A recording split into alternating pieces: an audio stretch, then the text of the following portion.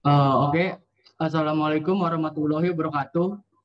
Kami dari kelompok 1B ingin mempresentasikan tentang gerak dengan dosen pengampu Bapak Tri.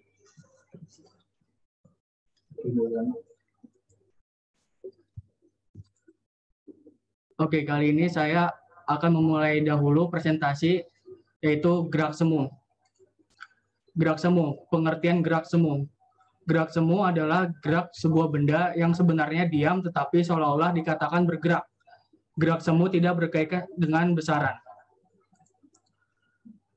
Contoh gerak semu. Yang pertama ialah awan yang terlihat bergerak ketika saat ada di dalam kendaraan. Seperti contoh pada gambar berikut. Yang kedua, matahari yang terlihat bergerak mengikuti. Yang ketiga, pohon yang terlihat seperti berjalan mendekat dan menjauhi kita. Oke, selanjutnya rumus gerak semu. Gerak semu sangat bergantung pada dua konsep, yaitu gerak luruh beraturan GLB dan gerak lurus berubah beraturan GLBB. Rumus yang pertama yaitu rumus gerak lurus beraturan.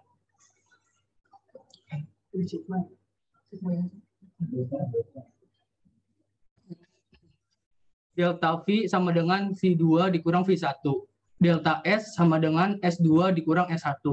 Delta V sama dengan kecepatan relatif dan delta S sama dengan perpindahan relatif. Yang kedua, rumus gerak lurus berubah beraturan.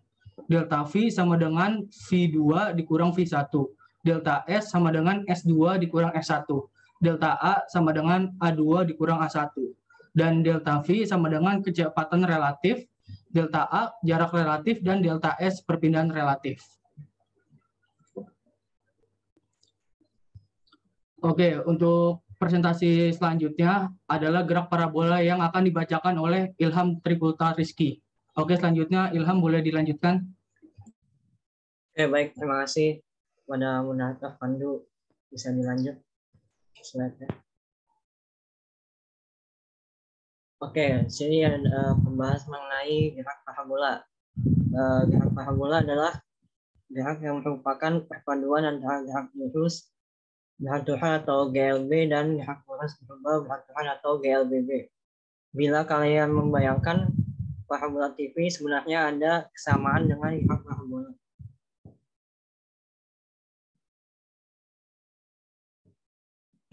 Nah, yaitu lintasan gerak parabola melengkung mirip parabola TV, namun tidak penuh. Gerak parabola ini diberi kecepatan awal dan untuk gerak benda sepenuhnya dipengaruhi oleh gaya gravitasi. Gerak parabola diuraikan dalam dua arah, yaitu arah vertikal dan arah horizontal.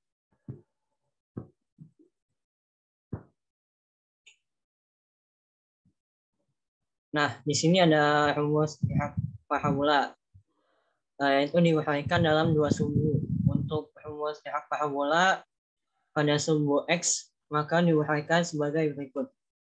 Vx sama dengan V cos X sama dengan V0 cos A. X sama dengan Vxt sama dengan V.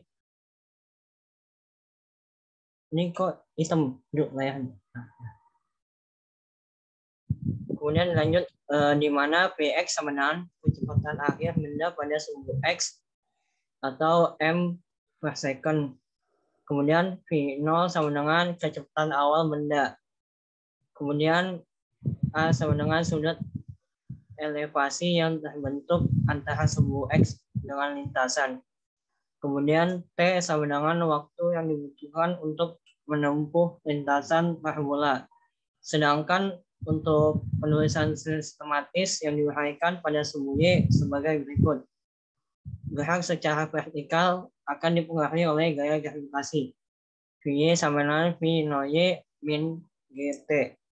Bila ditinjau pada sumbu vertikal V0Y sama dengan V0 sin A, maka Vy sama dengan V0 sin A min GT. Bisa dilanjut.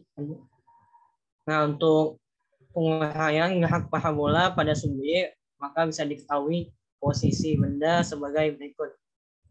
Y sama dengan V OY T min 1/2 GT kuadrat. Atau Y sama dengan V0 sin A T min 1/2 GT kuadrat. Di mana V itu sama dengan kecepatan akhir benda pada sumbu Y. Kemudian V0Y sama dengan kecepatan awal benda. Kemudian A itu sudut elevasi yang terbentuk antara sumbu X dengan lintasan. Dan kemudian T itu adalah waktu yang dibutuhkan untuk menempuh lintasan parabola. Lanjut. Nah, di sini ada beberapa persamaan khusus pada materi gerak parabola sebagai berikut. Yang pertama itu kecepatan benda dalam gerak parabola yang diuraikan pada komponen sumbu 0x dan sumbu y dapat dituliskan sebagai berikut. Arah benda gerak parabola pada komponen sumbu x bisa dituliskan sebagai berikut. Tantangan dengan Vy atau Vx, sehingga nilai Vx selalu positif namun juga bergantung pada nilai Vy. Pada komponen sumbu y, benda akan memiliki kecepatan sama dengan 0 ketika pada posisi tinggi maksimum. Sehingga penulisan sistematisnya sebagai berikut. TAB sama dengan V0 sin A per G. Kemudian tinggi maksimum benda pada komponen sumbu X yakni H sama dengan V02 sin 2A per 2G. Kemudian jarak tempuh maksimum benda pada komponen sumbu X yakni X sama dengan V0X plus AC sama dengan V0 cos A 2 buka kurung V0 sin A per G sama dengan V022 buka kurung sin A per G cos A. Kemudian X sama dengan V0 sin 2A per G. Mungkin itu saja penjelasan dari saya. Saya kembalikan kepada moderator. Terima kasih. Oke, terima kasih Ilham untuk penjelasannya. Selanjutnya, presentasi gerak rotasi akan dilanjutkan oleh Puspita.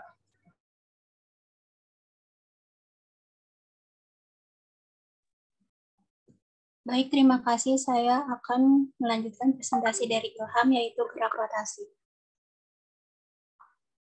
Pengertian gerak rotasi. Gerak rotasi yakni merupakan gerakan memutar dari suatu benda terhadap titik tertentu. Sebagai contoh yaitu gerak rotasi pada gasing. Pada gasing, titik yang menjadi acuan perputarannya yakni terdapat pada ujung tumpuan ketika gasing berputar. Besaran-besaran yang terlibat dalam gerak rotasi diantaranya sebagai berikut, yaitu ada torsi atau momen gaya, momen inersia, momentum sudut, gerak rotasi menurut hukum 2 Newton, hukum kekekalan momentum sudut, dan hukum kekekalan energi pada gerak translasi dan rotasi. Yang pertama ada torsi atau momen gaya.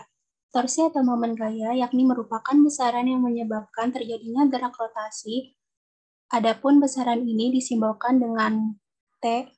Torsi adalah hasil kali antara gaya dengan lengannya. Lengan gaya adalah jarak tegak lurus antara sumbu rotasi dengan garis kerja gaya tersebut. Adapun torsi dirumuskan sebagai berikut. T sama dengan RF sin alpha. T itu momen gaya torsi dengan satuan Newton meter, R itu lengan gaya dengan satuan meter, F gaya dengan satuan Newton, dan alpha itu sudut antara R dan F. Next.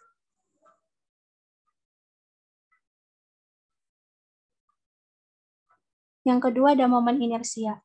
Massa benda adalah ukuran kelembaban benda pada gerak lurus atau gerak translasi.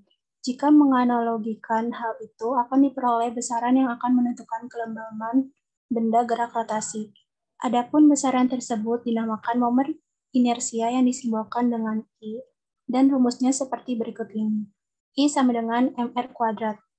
Untuk I itu, momen inersia dengan satuan kilogram meter persegi, M massa benda dengan satuan kilogram, dan R lengan gaya dengan satuan meter. Next.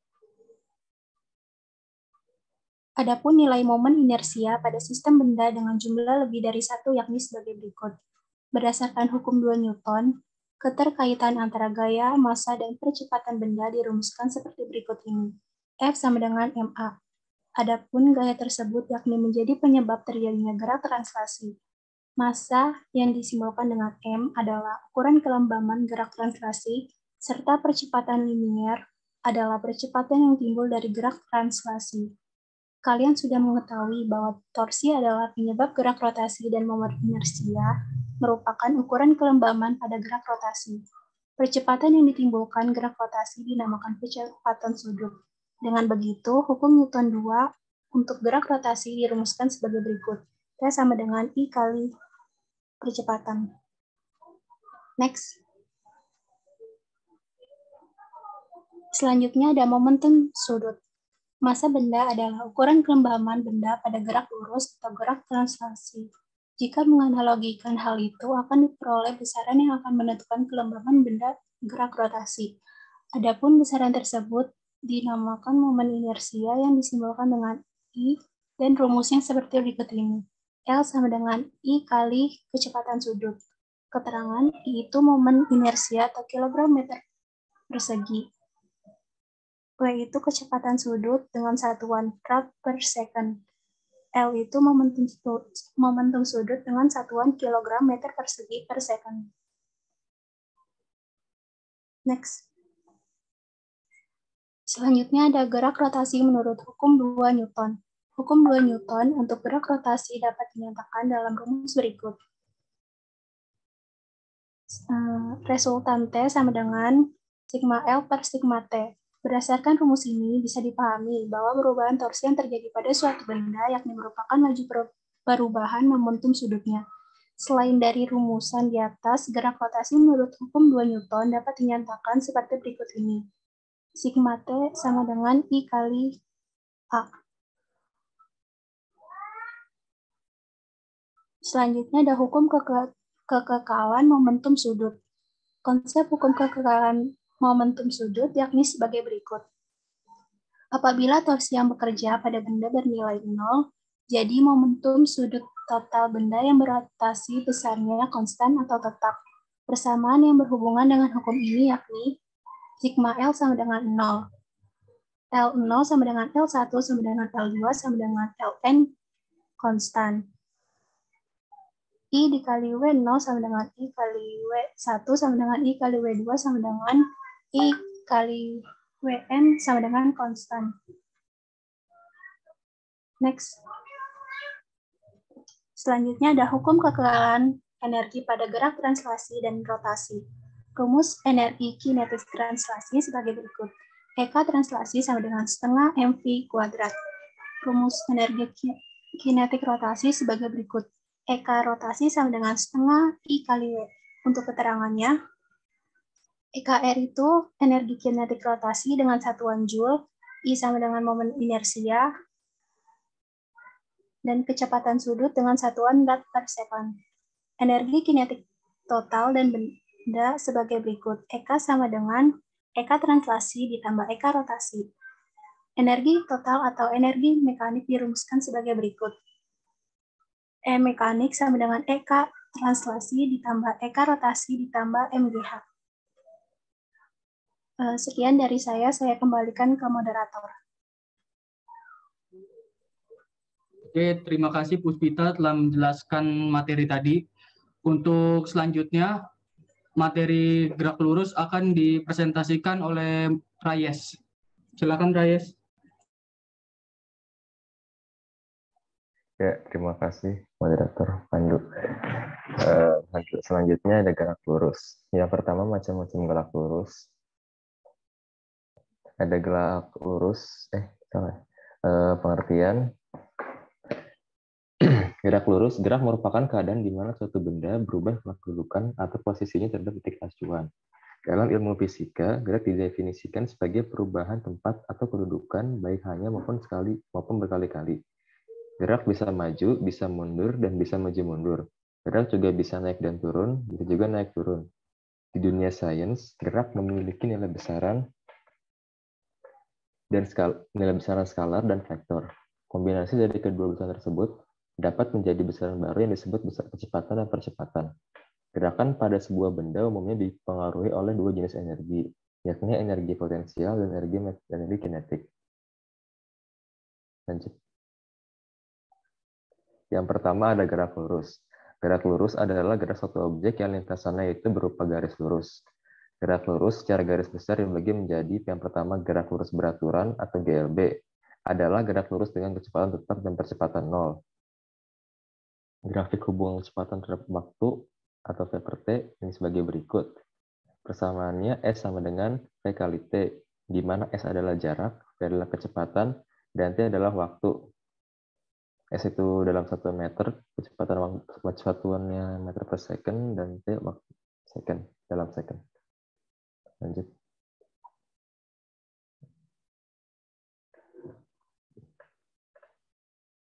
Lalu ada gerak horizontal.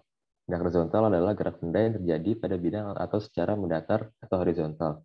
Besaran gerak lurus pada GLB horizontal dapat dihitung V1 sama dengan VA ditambah A kali T, S-nya atau jarak dengan persamaan sama dengan FA kali T ditambah setengah A kali T kuadrat, lalu VT kuadrat min VA kuadrat sama dengan 2AS, dengan VT sama dengan kecepatan akhir dalam meter per second,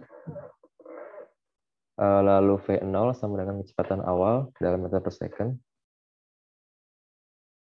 S sama dengan jarak dalam meter, ada A itu percepatan dalam meter per second, dan T itu waktu dalam second. Lanjut, gerak vertikal. Adalah gerak benda yang terjadi secara vertikal, baik dari atas ke bawah, ataupun sebaliknya dari bawah ke atas. Besaran gerak lurus pada GLB vertikal dengan anggapan bahwa A, percepatan yang terjadi percepatan gravitasi, dan B adalah jarak adalah ketinggian S sama dengan H, dan dapat dihitung dengan VT sama dengan V0 tambah G kali T, H atau ketinggian sama dengan VA kali T, tambah setengah GT kuadrat, VT kuadrat min V0 kuadrat sama dengan 2GH. Lanjut. Oke, terima kasih Raya setelah memperjelas materi tersebut. Selanjutnya akan dilanjutkan oleh Abdullah Azam. Silakan Abdullah Azam. Baik, saya akan melanjutkan presentasi dari saudara Ahmad Reyes. Di sini ada gerak GLBB vertikal terbagi menjadi satu gerak jatuh bebas. Gerak jatuh bebas adalah gerak vertikal ke bawah yang tidak memiliki kecepatan awal dan percepatannya adalah gravitasi bumi. Dengan rumus T sama dengan G dikali T. Kemudian H sama dengan setengah G dikali T pangkat 2. Kemudian T sama dengan akar 2GH. Dengan T sama dengan kecepatan akhir, satuannya meter per second. Kemudian H itu ketinggian dan satuannya meter. G itu percepatan. Gravitasi sama dengan meter per second kuadrat. T-nya itu waktu atau S.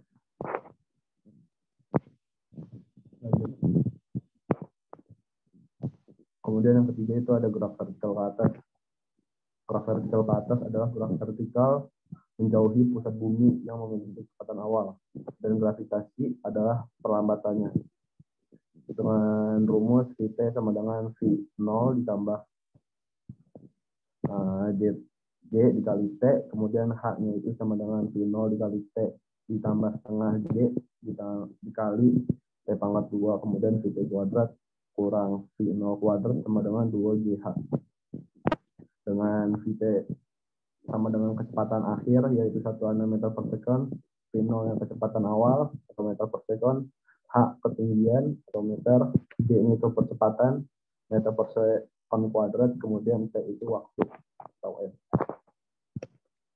Lanjut.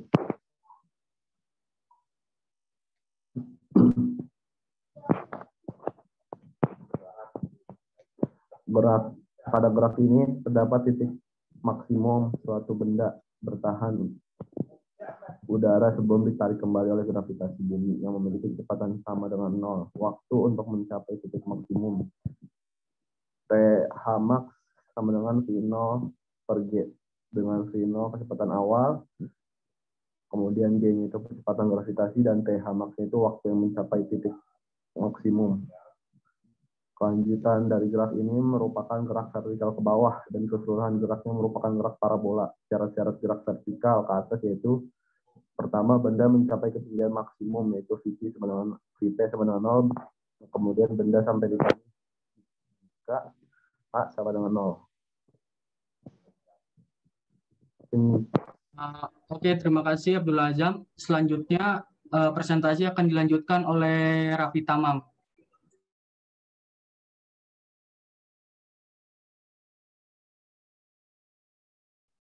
Terima kasih moderator.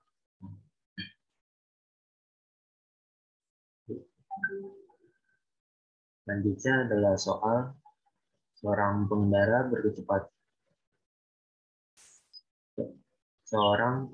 beca menggoes kendaraannya itu dalam dua setengah jam, panjangnya lintasan lurus. Berapa jarak yang ditempuh apabila diketahui bahwa kecepatannya itu sebesar 18 km per jam? Nah, di sini diketahui V sama dengan 18 km per jam, ini itu 2,2 setengah jam, dan ditanya jarak. Jawabannya sama dengan V kali T sama dengan 18 dikali 2,5 dengan 45 km. Jadi pengendara becak tersebut telah menempuh jarak itu sejauh 45 km. Selanjutnya, sebuah kelapa itu jatuh bebas dari pohon yang setinggi 10 meter. Apabila percepatan gravitasi itu ialah 10 meter per sekon kuadrat, berapa lama waktu yang dibutuhkan ke kelapa itu untuk dapat sampai ke tanah bila gerakan udara itu dianggap tak ada? Penyelesaiannya diketahui V0 sama dengan 0 meter per second, hanya 10 meter. G-nya 10 meter per second kuadrat. Ditanya waktu. Jawabannya H sama dengan 1/2 GT kuadrat 10 meter sama dengan 1/2 dikali 10 dikali T kuadrat. Selanjutnya T kuadrat sama dengan 2, T sama dengan akar 2. Jadi waktu yang dibutuhkan kelapa itu untuk dapat sampai ke tanah adalah akar 2. Sudah selesai presentasi dari kelompok kami. Saya kembalikan ke moderator. Oke, terima kasih atas penjelasannya. Sekarang kita masuk sesi pertanyaan. Apa kawan-kawan ada yang mau bertanya? Silakan. Izin bertanya, saya Rizkia dari kelompok 5B. Apakah gerak lurus dan gerak melingkar itu saling berhubungan? Oke, Rizkia. Sama-sama. Oke, Rizkia. Pertanyaannya akan kita cari dulu jawabannya. Selanjutnya, ada yang mau bertanya lagi? Kelas A? Saya izin bertanya. Saya Desa Kusumati dari kelompok 3A. Pertanyaannya, faktor apa saja mempengaruhi gerak benda-benda seperti gerak parabola? Terima kasih. Oke, baik. Sama-sama. Kita butuh waktu 10 menit untuk menjawab kedua pertanyaan tersebut. Mohon ditunggu ya.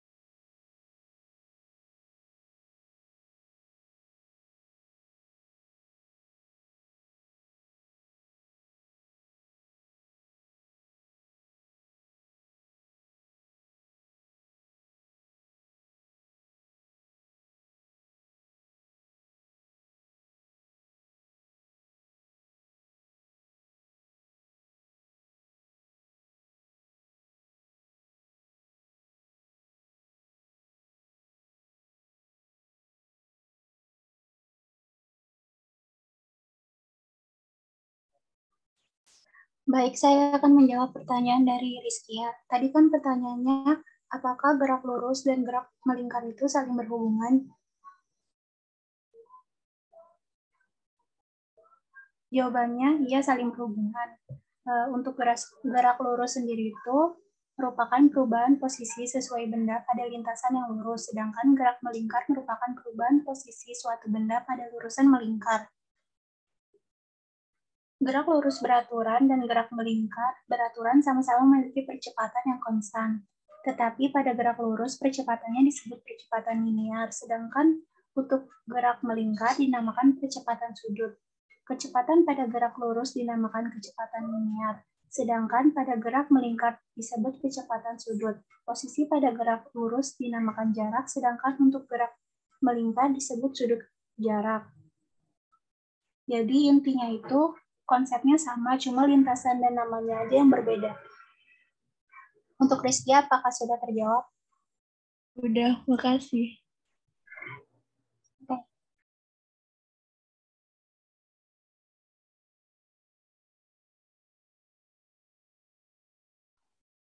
Ya, di sini saya akan menjawab pertanyaan tadi dari Desta, yaitu faktor-faktor apa saja yang mempengaruhi gerak parabola.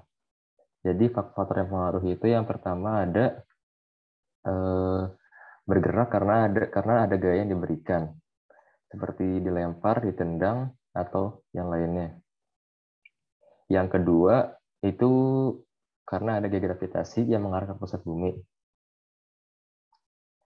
Dan yang ketiga, adanya hambatan atau gesekan udara setelah gaya benda tersebut diberikan kecepatan awal hingga bergerak. Jadi maka selanjutnya gerakan bergantung kepada kecepatan gravitasi atau gesekan pada hambatan udara. Ya, apakah sudah jelas?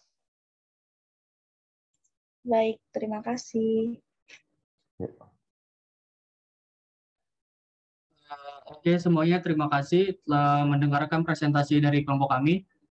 Kami tutup semuanya. Wabillahi taufiq wal hidayah. Wassalamualaikum warahmatullahi wabarakatuh. Waalaikumsalam warahmatullahi wabarakatuh.